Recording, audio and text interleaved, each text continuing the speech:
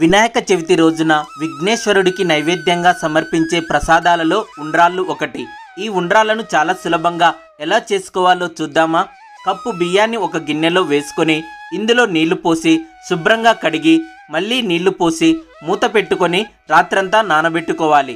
ఇలా నానబెట్టుకున్న బియ్యాన్ని నీరు లేకుండా వడగట్టుకొని బియ్యాన్ని పొడి బట్టపై గంట పాటు ఆరబెట్టుకోవాలి.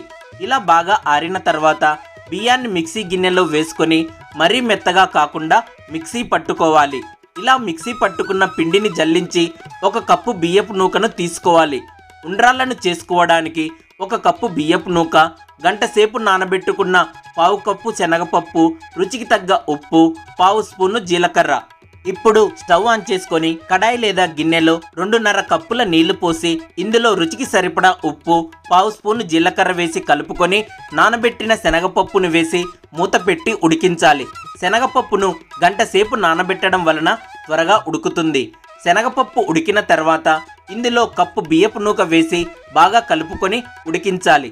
2-3 నిమిషాలకు బియ్యపు నూక దగ్గర పడుతుంది.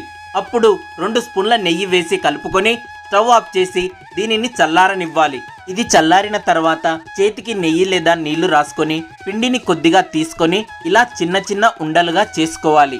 ఇప్పుడు ఇడ్లీ పాత్ర లేదా ఏదైనా గిన్నె తీసుకొని కొన్ని నీళ్లు పోసి దానిపై ప్లేటు పెట్టి పక్కన పెట్టుకున్న ఉండలను ప్లేటుపై పెట్టి దానిపై మూత పెట్టి 8 నుండి 10 నిమిషాల పాటు ఆవిరి మీద ఉడికించి కిందకు దించుకోవాలి. వినాయక చవితి స్పెషల్ ప్రసాదం రవ్వ ఉండ్రాళ్ళు రెడీ. ఈ వీడియో మీకు నచ్చితే లైక్, షేర్ చేయండి. వీడియో ఎలా ఉందో కామెంట్ చేయండి ఫ్రెండ్స్. Thank you.